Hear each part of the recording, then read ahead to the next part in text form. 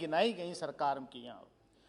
और कई वक्ताओं ने, जो ओपनिंग बैट्समैन थे, उन्होंने भी, और हमारे आदरणीय वीरेंद्र सिंह जी ने भी कहा, किसानों के लिए इतना किसी सरकार में नहीं हुआ जितना इस सरकार में हुआ। आज किसान सड़कों पर बैठा है 4 महीने से, उनकी तो परवाह नहीं, लेकिन आंकड़ेबाजी में आपकी महानता का कोई जवाब नहीं। मैं ये लेकर आया हूं, राजेंद्र अग्रवाल जी भी उसी जिले से हैं, 1/3 की कॉन्स्टिट्यूंसी, और मेरी भी उसी जिले की है। हापुड़ जिले का किसान सम्मान निधि का ये रिटर्न लेखा जोखा मेरे पास है। पहली किस्त मिली किसानों 1,16,104 किसानों को, और घटते घटते घटते घटते 7वीं किस्त आते आते हो गया 64,643 किसानों का। अमरोहा जिले का रिटर्न ये है कृषि विकास अधिकारी का, पहली किस्त मिली 1,92,626 किसानों को, और घटते घटते घटते घटते 7वीं किस्त आ गई केवल 97,280 किसानों को। 50%। जब चुनाव था तो 2019 में आपने ये किसान सम्मान निधि योजना अनाउंस करी बहुत जोर शोर के साथ, लेकिन घटाते घटाते 1/4 तक आप ले आए। मैं आपके माध्यम से सभापति महोदय, आदरणीय वित्त मंत्री जी से कहना चाहता हूं कि देखिए, किसान तो संकट में है, लेकिन आम आदमी का चूल्हा भी आज संकट में है। गैस उज्ज्वला योजना के माध्यम से गरीबों को सिलेंडर तो पहुंच गया, लेकिन सिलेंडर भरवाने के लिए, गैस भरवाने के लिए आपने गैस के दाम 2 गुना कर दिए। मेरा आपके माध्यम से सभापति महोदय, डीजल जिसको किसान यूज करता है, पेट्रोल डीजल के दाम इतने 2 गुना हो गए, उन पर आप कुछ विचार कीजिए। तो आप लोग अपने घरों का पूरा धागा उसमें गाड़ी में डाल देते हैं। अभी इसका मकसद पूरा नहीं हुआ इस गाड़ी का। भाइयों बहनों, आपको 2 डस्टबिन दिए गए थे नगर पालिका की तरफ से, आप लोग भूल गए थे। उन दोनों डस्टबिनों, सरकार ने महिलाओं की सुरक्षा के लिए एंटी रोमियो स्क्वाड बना दिया,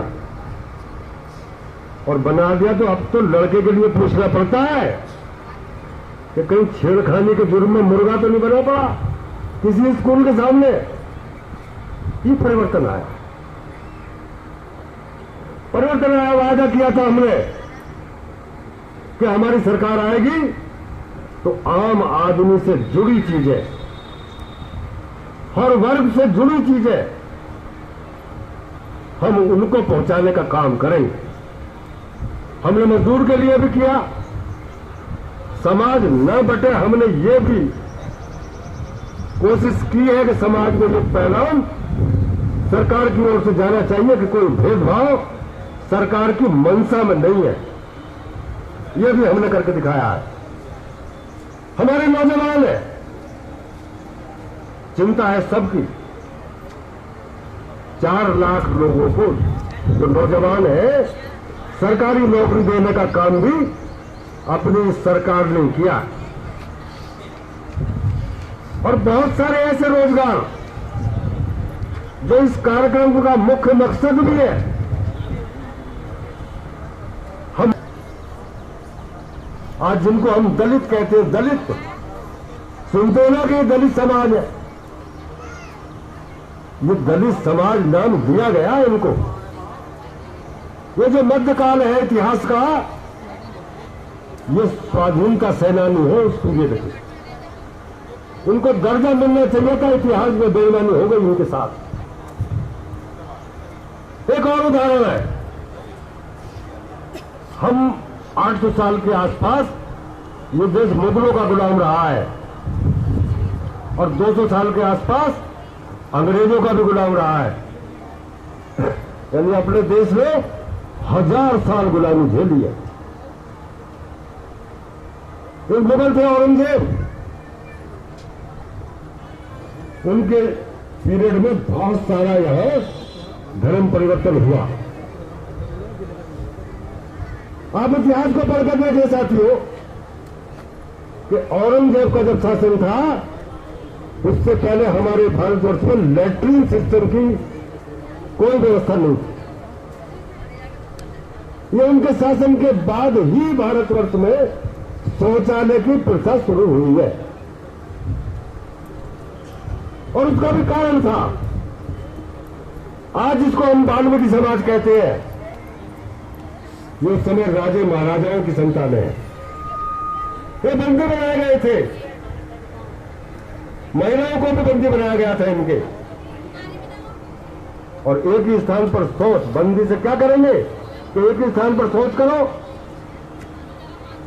और या तो फिर कबूल करो, नहीं तो ये सोच उठा के जाओ। इन्होंने सोच उठाकर डालना कबूल कर लिया और चलते चलते चलते चलते ये रोजगार का साधन बन गया इनका। मेरा कहना यह है कि हमें और आपको ऐसे लोगों ने बांट कर रखा है।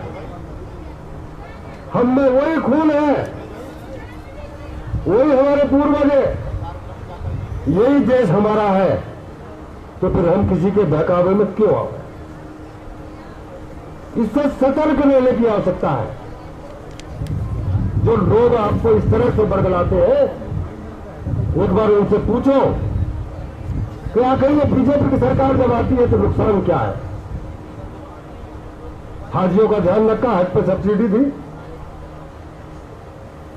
अब डराने के हिसाब से तो नहीं देनी चाहिए थी। एक कानून लाए, बहनें बैठी है, मुसलमान बहनें बैठी है, बेटियां बैठी है, बिना कारण के 3 बार तलाक तलाक तलाक कह दिया और तलाक हो गया और जिंदगी नरक बन गई। हिंदुस्तान में एक बड़े हिस्से की जिंदगी नरक बन गई। हमें मालूम है कि तलाक होने के बाद अगर वो महिला दोबारा उसी से निकाह करना चाहती है तो उसके लिए क्या क्या है ये बताने की आवश्यकता नहीं है। लेकिन वो काम भी अच्छे नहीं है, समाज में उनको, सभ्य समाज में उनको जगह नहीं दी जा सकती। इसलिए बीजेपी की सरकार आई तो इस पर भी कानून बना दिया। बीजेपी की सरकार आई तो जबरदस्ती आपको धर्मांतरण नहीं करा सकता, उसको जेल हो जाएगी। ये बीजेपी की सरकार है। अब मैं कई कार्यक्रमों में गया हूं, आप भी गए होंगे। सरकार की सोच और 2-3 चीजें ध्यान में रख के सोच। पहले शादी के नाम पर मिलते थे पैसे, अब हम गरीब आदमियों को तो पता नहीं है कि कहां है विकास भवन और उसमें तो दफ्तर कहां है, कैसे भरा जाएगा फार्म। तो कोई एक बिचौलिया बीच में निकल पड़े कि मैं दिलवा दूंगा पैसे, ऐसा हुआ होगा ना, तो 10,000 रुपए खर्च कर दियो। हमने क्या सोचा, ये स्वभाव है मानव का कि चलो झंझट छोड़ो, 10,000 ये ले लेगा, 20 तो मिल जाएंगे हमें। तो हमने भी हाँ कर दी, आपने भी हाँ कर दी, तो 10,000 उसकी जेब में चले गए, 20,000 आपको मिले। तो सरकार ने सोचा ये बात गलत है। गरीब बेटी है, उसके शादी का कार्यक्रम होने चाहिए। हम सब में बहुत सारे लोग शरीक हुए होंगे ऐसी शादियों में कि एक ही पंडाल में संस्कार होता है, पंडित जी बोलते बोलते हैं मंत्र, और उसी पंडाल में काजी जी निकाह पढ़ाते होते हैं। देखा ऐसा कि नहीं देखा है? मुख्यमंत्री सामूहिक विवाह योजना में हिंदू लड़की, मुसलमान लड़की एक साथ, अब जो जिस हिसाब से मानने वाले हैं वह निकाह होता है तो उनके लिए